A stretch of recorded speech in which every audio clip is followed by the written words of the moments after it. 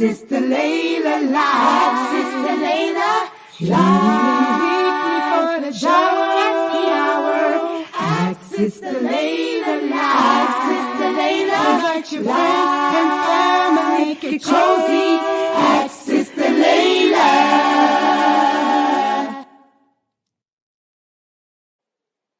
You will make it through. The fitra is awake in you. With Quran and Sunnah by your side, here's a place where it will thrive. You will make it through. You will make it through. The fitra is awake in you. With Quran and Sunnah on his side, here's a place where it will thrive. You will make it through. With Quran and Sunnah on his side, here's a place where it will thrive. You will make it through.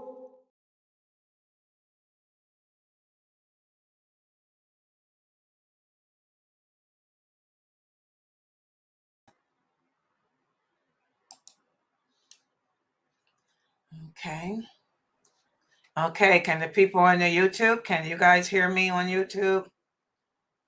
Inshallah, you should be able to type on the screen if you can. Oh, okay, yes, I see it. Thanks for reminding me. Background.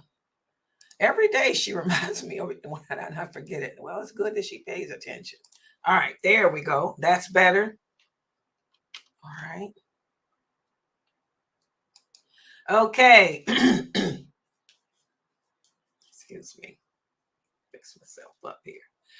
Ina alhamdulillah wa salat wa salam ala wa rasulullah. I want to welcome everybody to our first class for today. This is our Aqidah class.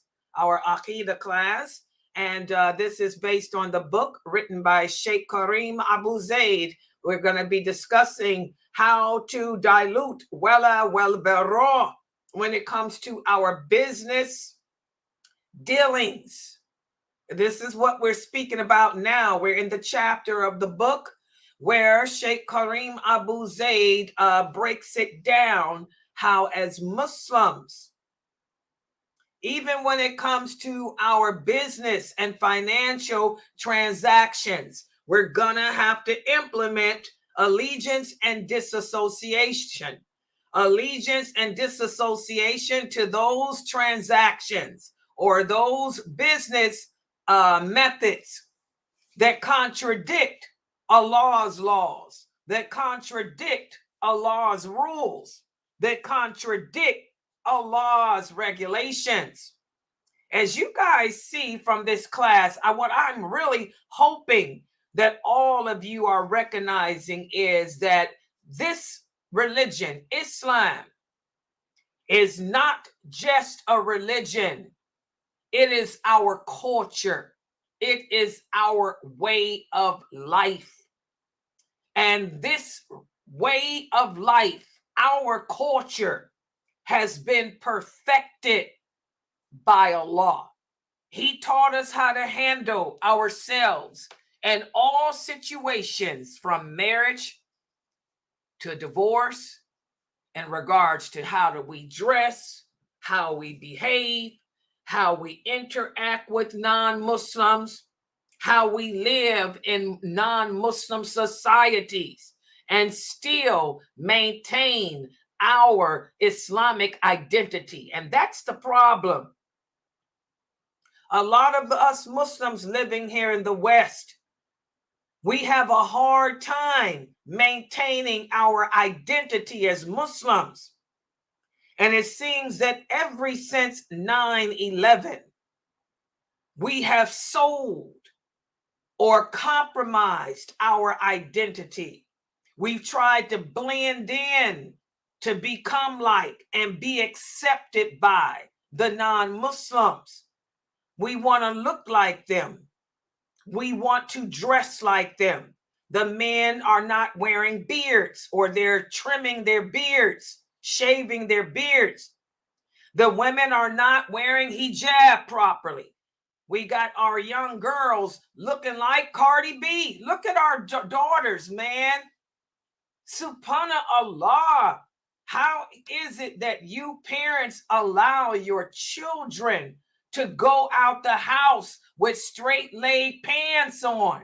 That's the style now, these straight leg skinny jeans, okay? And little tops with a little hijab on that doesn't cover their breasts, that doesn't do anything. It's just a mammy rag. You might as well just take it off because you're still naked. And look at our sons. Subhanallah. You can't tell if your son is Muslim or if he's a hip hop artist. You looking like Justin Bieber. You looking like Jay-Z. My goodness. And what's going on with the dreads? Oh my gosh. Well, no, you guys don't. Just because we change the name does not excuse the sin. Nowadays, the African Americans are not calling it dreadlocks. What are they calling it? Locks. It doesn't matter. You took the dread off. It's a lock. It's still haram. Because the Prophet Muhammad sallallahu alaihi wasallam said anyone who has hair on his or her hair should be able to comb through it.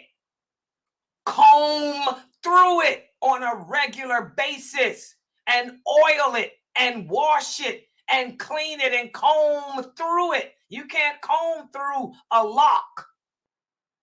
Even when we wear braids, braids are lawful, but our prophet taught us how to take care of that.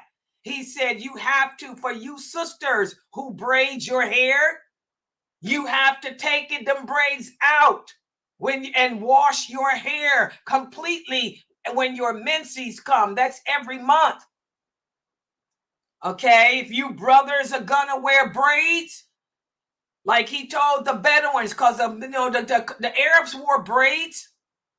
Like he said, you have to be able to take them out and comb through them. Comb through them and oil them. Subhanallah. Look at our Muslim youth. I was looking outside today, sitting on my patio, and I was looking at the young Muslim youth. And I said, oh my God, these boys with these dreadlocks. Do you brothers know how ugly it is? You look just like the Aegean. Handsome men. If you would only remove them nasty, dirty locks and comb through your hair. Not to mention the smell. The smell is so bad that when the wind blows, I'm up on the 3rd floor on my balcony. But I'm not lying, guys, because I got a nose. I can smell like a wolf. The wind blows and I could smell the dirty, rotten hair as the wind blew the smell up.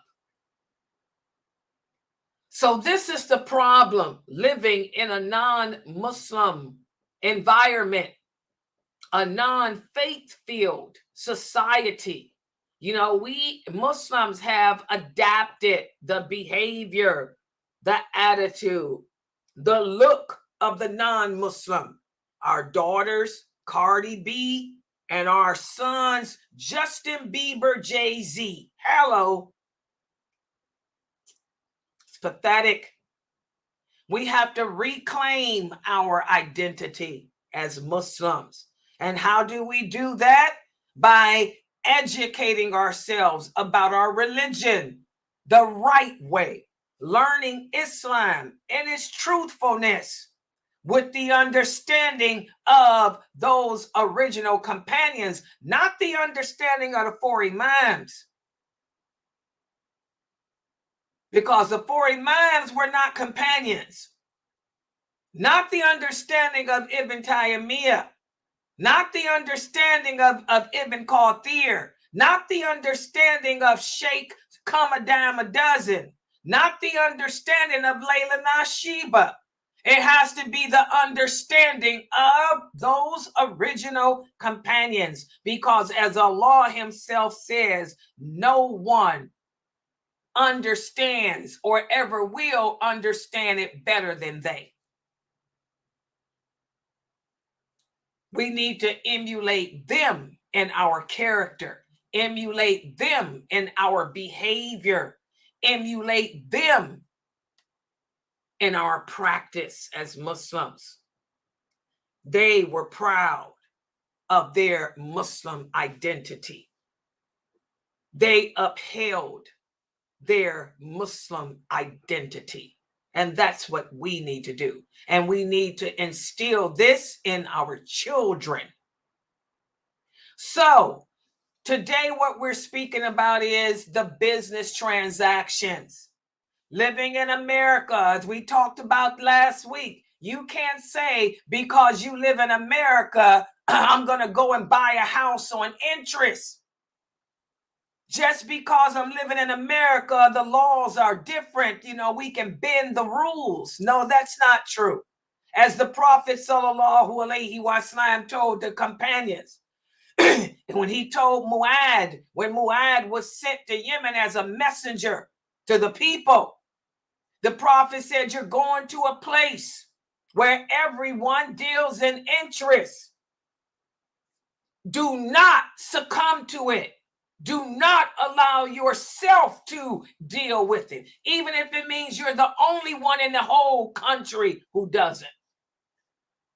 So we have to be careful of interest. And that brings us to the topic of today. A lot of the Muslims will say, well, who walks around with $10,000 on them? I don't have $10,000, $20,000 to buy a car. I don't have $100,000, to pay for school. So what are some alternatives for us? Since I cannot take out a loan from the bank to go to school with because it's interest based, since I cannot take out a loan to buy a car or a house with, now a car, like I told you, falls into the different category. Let's just stick with the house and tuition. Are there any alternatives for us Muslims? Well, this is what we're going to speak about today. And let me put the PowerPoint. Oh, I forgot where my computer is. Let me put the PowerPoint up on the screen. Okay.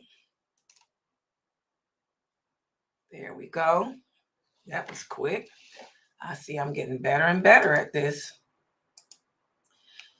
And inshallah, you guys can see. Let me make it larger. Slideshow. Okay, can everybody see that? So today we're going to be covering pages 487. Everybody should be able to see the people on Twitch. Let me see. I got the people on Facebook, YouTube, LinkedIn, Twitch, Instagram, Rumble, and Odyssey. You guys should be able to see. And if you guys type, I can see whatever you type, except for Rumble and Odyssey. I won't be able to see your typing. If you got my phone, you can text me if that sister's in there. But on the other platforms, any comments you guys have, you can type, and I will be able to, inshallah, see the screen. Tonight, we're going to be speaking about ethical ways we can conduct business without compromising our Islamic identity, using al-wala wal-bara, allegiance and disassociation. And let's look at this.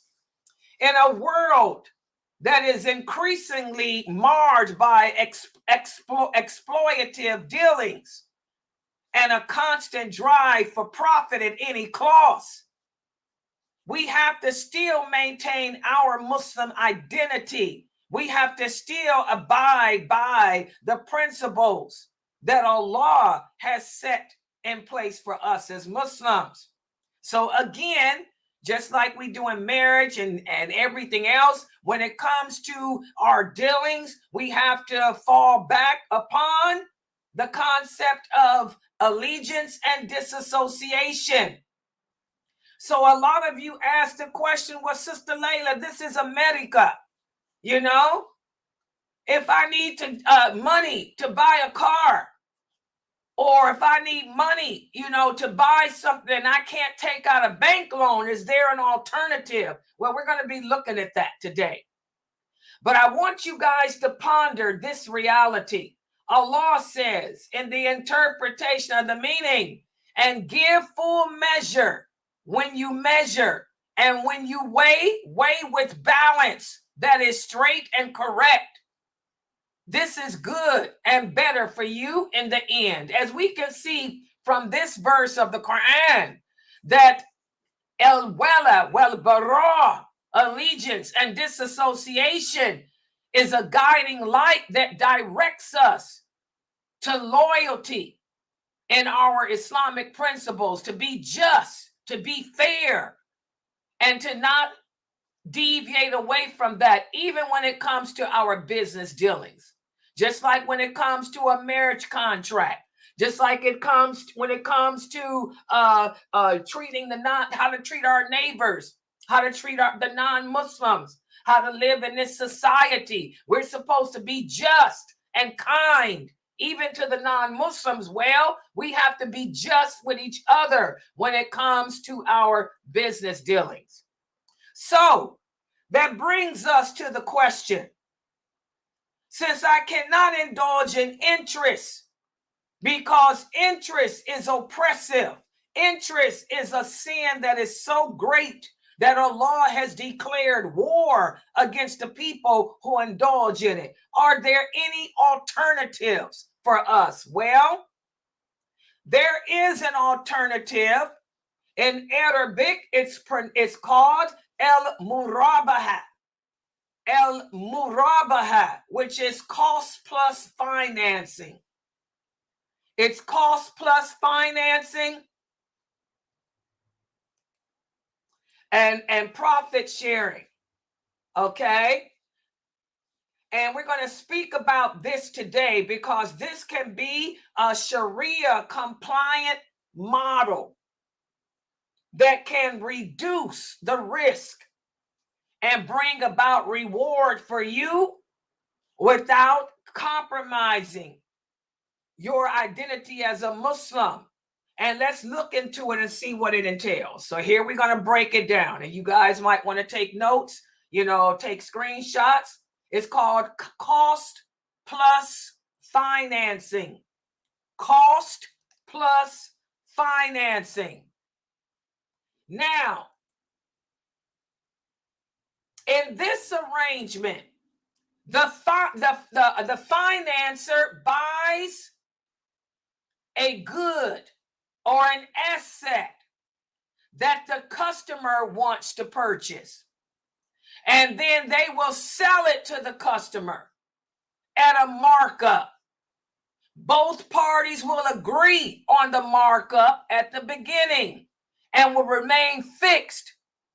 That price will remain fixed for the term of the contract. Let me give an example. This is what they call that Sharia compliant financing. You go out and you find a house. You got 6 kids. You need a house. Apartment living is too condensed for you. So you find a nice house, a 6-bedroom house.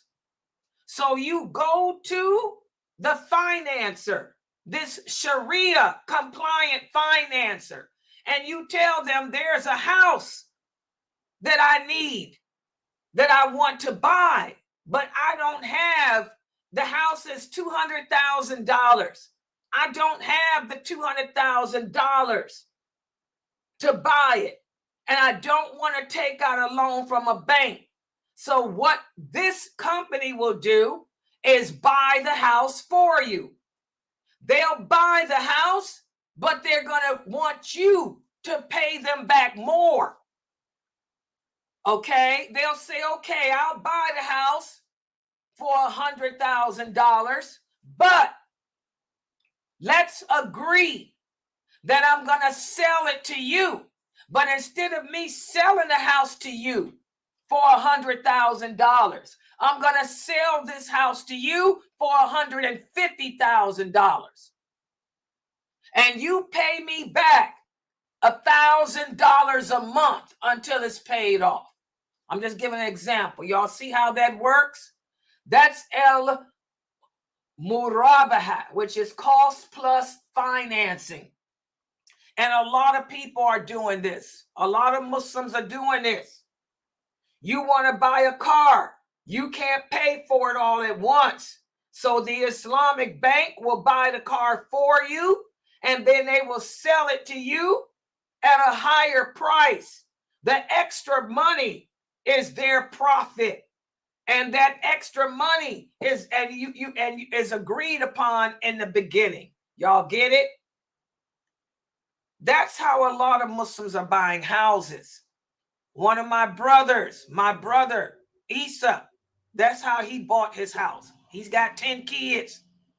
He needed a big house. He went to the Islamic bank. The Islamic bank bought the house for him and sold it to him at a higher price, and he's paying them back for, like, maybe, I think he took a 10-year term or something. He'll have it paid off in 10 years at whatever they agreed to pay. So this is an option. This is an option for a lot of Muslims here in America. And we do have these Islamic financing, these Islamic banks. Okay? I can give you the name of a brother who deals in this, Dr. Main. Y'all know Dr. Main El-Kuda. He's from the AMJA. He's one of the scholars, the American Muslim jurist. He's part of that cost plus financing. You want to take out you need a loan for school. Okay? They'll pay your school for you. Okay? But you will have to pay them back a little bit more, so that's their profit. Y'all see what I'm talking about? So this is an alternative for a lot of Muslims. And a lot of Muslims in America are doing Islamic banking. However, there are some negative aspects to it. What are some of the negative aspects? Number one, the one aspect that clashes with our Islamic principles is the arrangement. The arrangement is that you may have to get insurance. So if I'm going to buy this house for you, or if I'm going to buy this car for you, you have to get insurance. So that way, if something happens and the car is destroyed before you pay it off, or before the house is paid off, I get my money back. And you guys know that, I'm just going to be honest with you. Living in America, you can't get by insurance. Even if you rent. I rent an apartment. You have to have apartment insurance. That's the law. If you got a car, you can't drive without car insurance. So there's really nothing you can do because that's part of the law here. Because too many companies have taken loss because of not having insurance. So you really can't get around that anyway. But that's one of the negatives against it, the insurance. Insurance is haram, as we know, but you have no choice. You got to drive. You got to live. You got to have health care. So we have to have insurance. But that's one of the negative aspects. So a lot of people may ask the question, then what makes this different than taking a regular loan? Well, number one, there's no interest. Because whatever you and the Islamic bank agree upon, it doesn't go up, it stays that price. It's not accumulating any interest. And also, all terms are acceptable. So you know the exact amount that you're paying for. Okay? You know the bank's markup. All right? Also, it's different because it becomes your property immediately. It's your property. Once you sign the contract, it's yours. With a conventional loan, it doesn't work that way. Some conventional financing options are not like that. They won't give you the product until all payments are completed. Well, it becomes your property instantly with this type of Islamic bank loan. Okay? So this is how it differs. And like I said, this is an alternative. Check with the mosques in your state, because most of them have this Islamic financing here now. Like I said, Dr. Main El-Kuda. Okay, Dr. Main specializes in that. He does workshops on that. He travels around to the different mosques trying to sell this to the people. Okay? He's Egyptian too. All right. So, what makes this financing ethical? Again, both parties know exactly what the price will be and how much the profit will be and all of that. And it's fixed. It doesn't go up. It doesn't change over time like a regular loan from a non-Islamic bank would.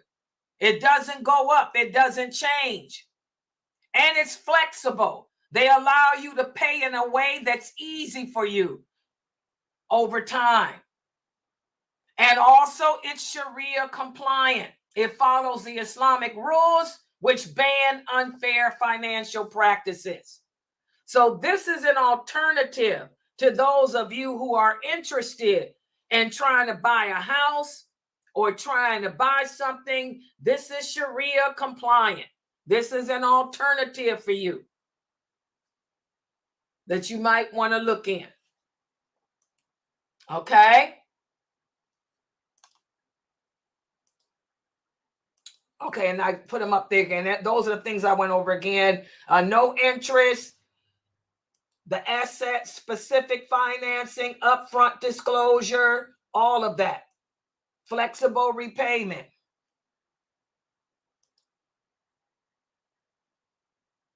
And it's ethical because Islamic banks have specialized boards. They have boards that ensure that their transactions are in accordance. For example, I know Dr. Main El-Kuda. He has that Islamic banking board, and that board consists of many scholars of the AMJA, of this American Muslim jurists. You have Dr. Main, you have Sheikh Hatem El-Hajj is on there, I think, too. I think Waleed Bazyouni is on there. I think Dr. Ibrahim Dramali is on the board. I think Dr. Dramali, I think you on the board, ain't you? Okay, so, so they have religious scholars on that board to assure, that everything is within, to assure that everything is within the guidelines of the Quran.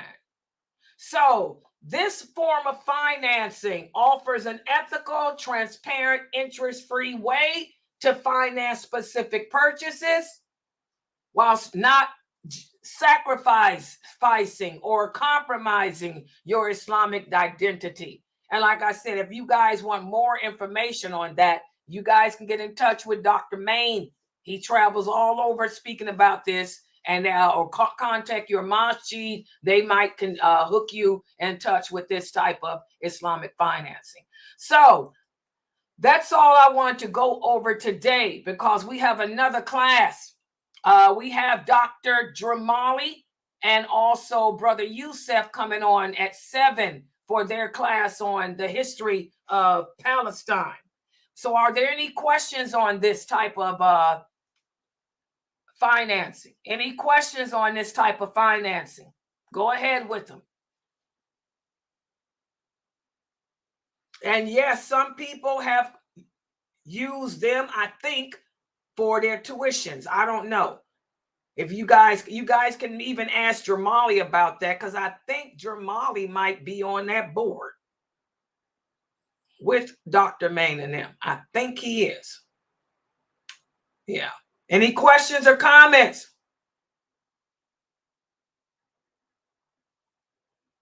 Okay, since there's no questions, let me just speak briefly before the next class. At 7 p.m. Eastern Standard Time, we have Brother Yusef and Dr. Jamali coming on. That's in 15 minutes.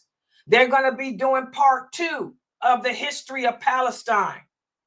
And then at 9:30 Eastern Standard Time, you have my call in and Ask Sister Layla live show. So any questions you guys have, remember, share it with your friends on these other platforms that this is Friday. They can join my Ask Sister Layla live show tonight to get their questions about Islam answered. And also, guys, we need donations. We need donations. I haven't checked our account tonight, but remember yesterday, all we had is $300 in our account, thanks to Sister AA's. But come on, guys. I don't know. We got bills coming out. We might be in the hole for all I know. Okay. So, subhanallah, guys, please donate to support this dawah effort. And I want to say, too, if you guys live in America and can use Zelle, Zelle is better because Zelle doesn't charge any fees. Plus, Zelle goes directly from your bank to our bank. So if you can Zelle it, please Zelle it to that address, that email there, Layla@Sunnahfollowers.net. And for those of you who are who know me on a more personal or intimate level, y'all can Zelle it to my phone number. And my phone number I will be able to, put it into the Sunnahfollowers account. Okay. Layla@Sunnahfollowers.net. That's the Zelle email. And we also accept Cash App. But, Cash App charges a fee, but we accept Cash App. And of course, credit cards, PayPal me /Sunnahfollowers. This is the 9th and we haven't been getting that many donations. Please, guys, come on. We don't want to end up in the hole. And we got a lot of expenses coming out. And remember, we're running 2 streaming programs now. I'm using 2 streaming programs. So please, I like this thing here. Check that out. Yeah, I like that. Okay. Yeah, so please donate to support us. Okay, I'm going to log out. I'll log back on at 7 o'clock for Dr. Jamali and Brother Yusef. And tomorrow I'm going to give y'all a quiz on this. I'm going to give you guys a quiz on this Sharia compliant banking. So listen, make sure y'all have took notes. Subhanakallahumma wa bihamdika ashhadu an la ilaha illa anta astaghfiruka wa atubu ilaik. I'll be back in 15 minutes, inshallah.